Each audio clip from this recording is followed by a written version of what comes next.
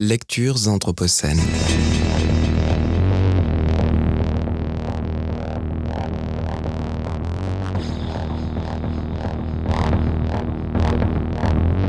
Lecture anthropocène.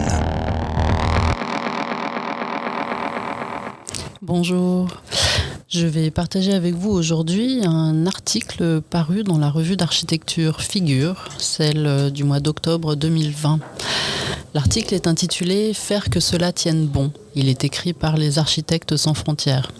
La délégation marseillaise d'Architectes sans frontières, ASF, œuvre principalement sur les squats et bidonvilles de Marseille, auprès de personnes roms, roumaines ou assignées à ces identités. L'action d'ASF vise à réduire les risques liés aux conditions d'habitat des personnes vivant dans ces squats et bidonvilles, et par là même tenter de rendre plus dignes leurs conditions de vie. Les actions d'ASF s'inscrivent tant bien que mal au sein de politiques publiques et dans une action globale qui engage d'autres associations et collectifs militants. Ces actions sont complétées par un volet plaidoyer porté par l'association. Entrer dans un bidonville, c'est entrer dans un monde.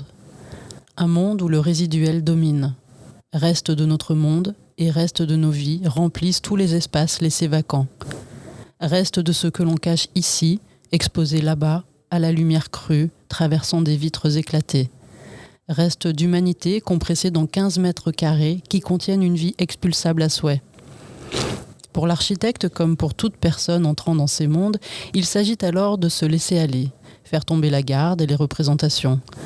Se laisser affecter pour commencer à percevoir ces autres mondes, car ce qui paraissait ligne de force à l'œil de l'architecte se transforme en ligne de fuite dans l'iris de l'habitant. Renversement des perspectives et décentrement du regard comme axiomes architecturaux. C'est donc dans ces mondes qu'ASF Marseille intervient, va-et-vient, se servant de cet intervalle entre les allées et venues pour réajuster le regard, pour ramener l'habitat, même temporaire et précaire, à sa fonction première, celle du refuge. Pendant un instant, laissez tomber toutes les connaissances froides accumulées qui font que nous arrivons en sachant. Se prendre le désordre et le chaos apparent en pleine gueule. Car si l'on devait traduire l'architecture des bidonvilles, le thème majeur serait bien l'harmonie de la dissonance, comme le dit Alinsky. Alors, il s'agit ici de se laisser piquer au vif, revenir à l'essentiel, avec la nécessité comme seule pédagogie, faire que cela tienne. Car ici, tout s'écroule. Les effondrements et la collapsologie tant craints par nos semblables sont déjà là, sous nos yeux, qui ne cessent de détourner le regard. Ne pas avoir accès à l'eau courante ou à l'électricité, aux services de soins et de santé, à l'instruction publique ou même à la reconnaissance que cela fait des années que l'on vit ici, sur le même territoire que vous, mon brave homme.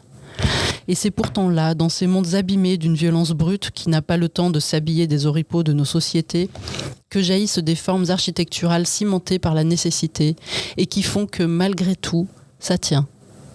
C'est ici que l'architecte se souvient de l'essence de son métier, faire que cela tienne bon, que le refuge protège et enveloppe un peu plus que cet extérieur qui ne montre qu'hostilité et racisme. Là, la fonction d'étayage que tente d'amener ASF prend tout son sens.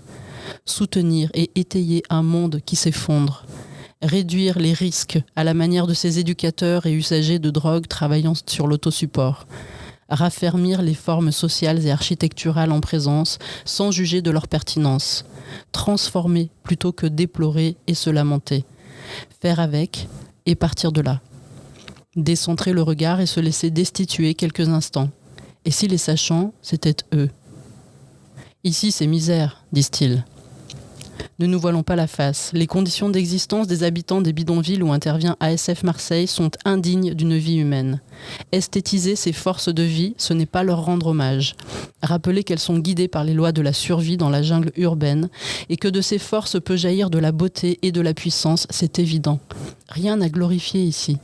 Tout au plus, l'architecte peut se montrer humble face à cela.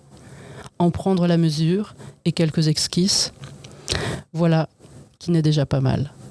Une architecture du moindre geste qui préfère les réajustements au grand chef-d'œuvre d'une installation en OSB qui risque d'être détruite à la prochaine expulsion. Une architecture qui ne cherche pas à prendre de la hauteur, mais au contraire, qui sait se mettre à hauteur des hommes et des femmes en épousant un instant leur regard. L'expertise architecturale subordonnée à la puissance des usages des habitants. Face à ces formes architecturales éternellement inachevées, l'architecte, dans un geste déférent, se doit alors de simplement compléter pour que cet habitat puisse perdurer et exister davantage.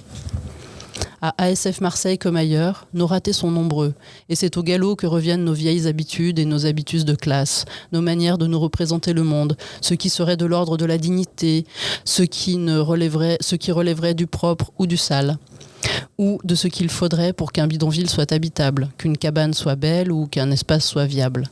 Comme ailleurs, en matière d'architecture et de construction, les chemins de nos déconstructions semblent encore longs et sinueux. Mais la route a l'air belle. Il est temps d'y aller, non ?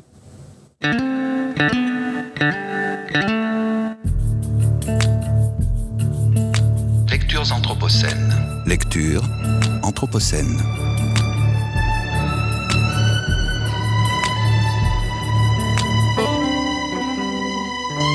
Lectures anthropocènes.